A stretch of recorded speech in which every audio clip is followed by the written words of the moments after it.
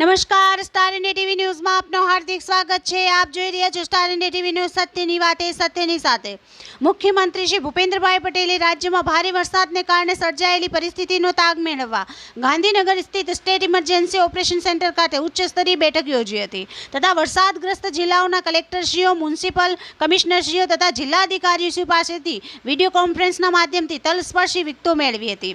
મુખ્યમંત્રીશ્રીએ ખાસ કરીને નીચાણવાળા વિસ્તારના લોકોના સલામત સ્થળાંતર તેમજ પાણીમાં ફસાયેલા લોકોના રેસ્ક્યુ કરવાની બાબતે અગ્રતા આપવા માટે તાકીદ કરતા જિલ્લા કલેક્ટરશ્રીઓ અને મ્યુનિસિપલ કમિશનરશ્રીઓને મનુષ્ય જીવન અને પશુધનની જાનહાનિ ન થાય તે સુનિશ્ચિત કરવા સૂચના આપી હતી।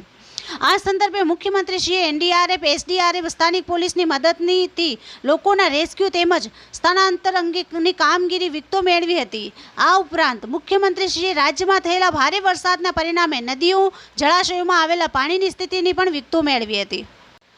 મુખ્યમંત્રીશ્રીએ હવામાન વિભાગે આગામી સમયમાં રાજ્યમાં ભારે વરસાદની કરેલી આગાહીના સંદર્ભે પણ વિગતો મેળવી સમગ્ર રાજ્યના જિલ્લા કલેક્ટરશ્રીઓ અને વહીવટીતંત્રોને સંપૂર્ણ સજ્જતા સાથે ઝીરો કેઝ્યુઅલિટી અભિગમ અપનાવી સતર્ક રહેવા મહત્વપૂર્ણ માર્ગદર્શન આપ્યું હતું।